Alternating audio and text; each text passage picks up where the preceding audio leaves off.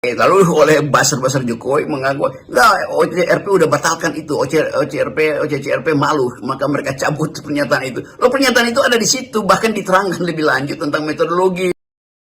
OCCRP dengan santai tuliskan nama Jokowi di situ, dan itu bukan hoax, itu memang ada di situ namanya tuh, dan nggak pernah dicoret oleh OCRP. Yang diterangkan ulang adalah cara mereka mengapa mereka taruh nama itu di. Penobatan Jokowi oleh OCCRP sebagai salah satu pemimpin terkorup ini ternyata membuat Jokowi dan para pemujanya panik. Sekarang para buzzer dan pembelanya mencoba mendongkrit OCCRP. Sekelas PBNU, Yahya Stakuf ikut-ikutan mempertanyakan dan menilai OCCRP ini sebagai lembaga yang tidak kredibel. Terlihat makin konyol argumen dari para pendukung Jokowi tentang keputusan dari OCCRP itu tuh. Mereka boleh mempersoalkan bahwa OCCRP tidak punya data tentang keputusan pengadilan yang menghukum Jokowi. Lah justru dengan temuan-temuan OCCRP itu dimungkinkan suatu waktu nanti Jokowi diadili, kan begitu cara berpikirnya kan. Jadi tidak mungkin ketika Pak Jokowi memerintah lalu ada keputusan pengadilan menuduh Jokowi itu korupsi. Itu konyol cara berpikirnya tuh. Jadi ketika beliau sudah lengser, maka ada kesempatan untuk mengingat kembali laporan dari Ubaidillah Badrun. Dr.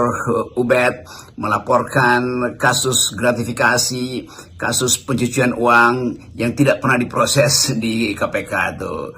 Orang akan mengingat bagaimana Jokowi menipu publik, pemerintahannya menipu publik dengan mengatakan bahwa tidak ada Indonesia mengekspor nikel ke Cina itu dalam bentuk barang mentah, dan Cina bilang ada itu 5 juta ton justru. Itu kan semacam manipulasi itu, dan itu yang kita sebut sebagai korupsi. Kemana kalau begitu uang hasil ekspor itu? Dan kita tahu bahwa Presiden Jokowi memanipulasi konstitusi untuk meloloskan Gibran tuh. Semua itu adalah definisi tentang korupsi. Anda cari aja di ChatGPT dan akan dijawab oleh ChatGPT. Dan semua yang kita maksud dengan korupsi itu didokumentasikan dengan baik di dalam laporan-laporan LSM Indonesia tuh. Jadi kalau dikatakan bahwa OCCRP itu hanya melakukan survei, memang dia hanya menerima opini publik, opini rakyat Indonesia tuh, dan itu yang kemudian diputuskan untuk menaruh Presiden kita Joko Widodo di dalam 5 besar koruptor dunia itu kan. Jadi itu sebetulnya dasarnya. Kan nggak mungkin OCCRP itu datang untuk mencari data itu ke Solo, datang ke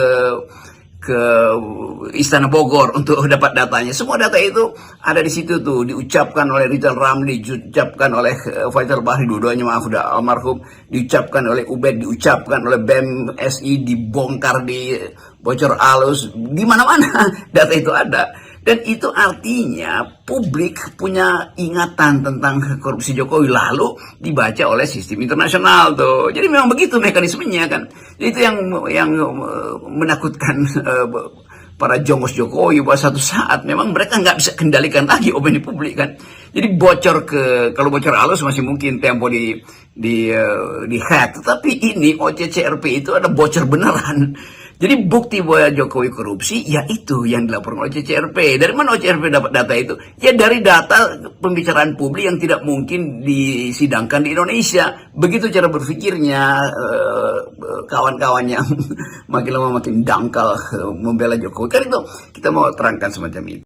Ya dengan sendirinya, kan orang yang merasa bahwa Indonesia itu sedang menurun di dalam segala hal, memburuk dalam demokrasi, maka filantropis dunia membiayai berbagai macam organisasi internasional untuk menerangkan kenapa Indonesia terjebak di dalam defisit demokrasi. How democracy dies itu dihasilkan melalui penelitian panjang bahwa elit Indonesia itu koruptor semua itu. Jadi itu dasarnya kenapa kita percaya pada sistem internasional, karena kita nggak percaya pada laporan dari dalam negeri kan. Jadi mereka kawan-kawan pemuja Jokowi ini harusnya mampu untuk melihat bahwa kita di watch setiap hari, setiap kali Anda pegang handphone, Anda tukar tambah informasi di situ, dan Anda mulai membujuk orang untuk percaya bahwa Jokowi itu bersih, semakin orang nggak percaya tuh. Lalu counter datanya diupload kembali ke cloud, ke sistem pemantauan data dunia, maka algoritmanya terbaca oleh sistem internasional. Kan begitu harusnya. Jadi bukan sekedar berupaya untuk menghindar dengan satu kepastian bahwa itu bukan lembaga riset. Itu adalah lembaga riset yang basisnya adalah opini publik. Itu adalah lembaga riset yang basisnya ada keinginan untuk memperbaiki demokrasi di Indonesia tuh. Kalau begitu misalnya ketika awal demokrasi, awal reformasi itu Bank Dunia itu kirim banyak uang ke Indonesia untuk membekali negeri ini supaya jadi demokratis tuh.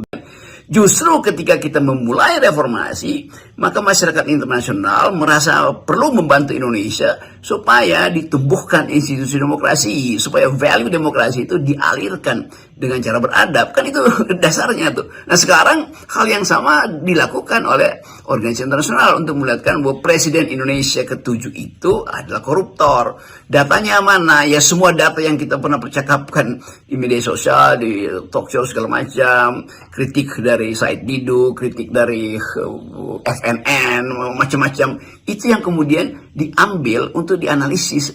Jadi memang metodenya ya begitu. Nggak mungkin ada metode tanya langsung ke Presiden Pak Jokowi, Anda koruptor nggak? Atau sebagian Menteri Jokowi ditanya oleh OCCPR, itu dia baru mau mengajukan visa aja udah pasti ditolak. Itu dasarnya tuh, jangan dungu melihat transaksi informasi dunia, itu dasarnya. Dan kalau kita baca literatur macam-macam, baca Noam Chomsky, baca dulu Richard Robinson, lalu baca di awal Orde Baru Indonesian Tragedy yang ditulis oleh Brian May, laporan-laporan tentang keadaan Indonesia di masa Orde Baru. Dan itu hal yang sama ketika kita masuk pada era reformasi, keterbukaan itu udah ada di depan mata kita tuh. Jadi mereka yang menutup mata terhadap informasi lalu lintas informasi dunia itu namanya dungu dua kali, karena dia nggak ngerti bahwa metode untuk menghukum sebuah negara justru dimungkinkan ketika fasilitas dalam negara itu menutup akses, maka terbuka akses lainnya, apa yang namanya akses sipil. Lalu oleh buzzer-buzzer Jokowi mengaku, enggak, OCRP udah batalkan itu, OCCRP malu, maka mereka cabut pernyataan itu. Loh, pernyataan itu ada di situ, bahkan diterangkan lebih lanjut tentang metodologi. Begitu cara menganalisis itu. Jadi nggak ada yang hoax di situ. Yang hoax adalah mereka yang tidak ingin mengetahui asal-usul dari penelitian OCRP yang isinya adalah jurnalis independen, jurnalis investigasi itu. Lalu protes lagi, masa percaya pada jurnalis? Loh, kalau nggak percaya pada jurnalis, artinya nggak percaya pada demokrasi. Karena jurnalis itu ada pilar keempat demokrasi. Bahkan ketika semua pilar yang utama itu eksekutif, legislatif, yudikatif tidak lagi bekerja, orang percaya pada jurnalisme. Di situ cara melihatnya tuh. Jadi jangan jadi jongos kedunguan lah itu. Kalau udah dungu ya udah nggak apa-apa. Juga terselip ketakutan mereka, jangan sampai Ibu Koni dari Rusia melakukan hal yang sama. Kan itu intinya. Nah, karena itu mereka akan anggap bahwa Ibu Koni nggak melakukan riset. Kenapa dibawa ke luar negeri? Loh, kalau Ibu Koni ada di dalam negeri, nggak mungkin dia peroleh dokumen itu. Jadi kelihatannya satu paket kecemasan ada di kalangan pendukung Jokowi bahwa data-data dari KONI itu akan dibuka. Lalu begitu dibuka pasti udah ribut lagi tuh. Nggak mungkin begitu tuh, buktikan tuh. Kenapa harus buktinya mesti dibuat dulu ke luar negeri itu? Bayangkan kalau KONI ada di Indonesia, ucapan itu di penjara lagi KONI kan tanpa ada sidang. Jadi justru karena ketidakpercayaan mereka yang berakal sehat terhadap fakta bahwa negeri ini masih berlindung di balik sistem manipulasi era Jokowi, maka data-data itu pergi ke luar negeri. Kan itu dasarnya tuh.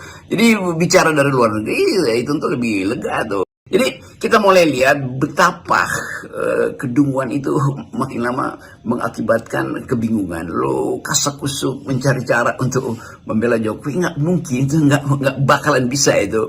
Karena kejujuran publik Indonesia itu yang jadi alasan OCRP percaya pada semua yang diupload ke luar negeri. Karena kita tahu juga bahwa yang mengupload kebaikan Pak Jokowi bahkan melebihi suara dari yang mengupload keburukan Pak Jokowi. Tetapi yang dipercaya oleh OCRP adalah keburukannya. Kenapa? Karena itu langsung di cross tabulasi dengan fakta-fakta yang ada di koran-koran Indonesia, yang ada di dalam percakapan BEM se-Indonesia, yang ada di dalam poster-poster yang beredar selama tahun-tahun terakhir ini tentang Jokowi, yang ada di dalam kartun, yang ada dalam sinisisme, yang ada di dalam semua satir. Kan itu dasarnya kenapa OCCRP akhirnya memutuskan untuk menempatkan nama Jokowi di dalam list perilaku buruk diktator, atau pelaku buruk penguasa. Ketika tahun ini harus diucapkan, maka OCCRP dengan santai tuliskan nama Jokowi di situ, dan itu bukan hoax, itu memang ada di situ namanya tuh, dan nggak pernah dicoret oleh OCCRP. Yang diterangkan ulang adalah cara mereka mengapa mereka taruh nama itu di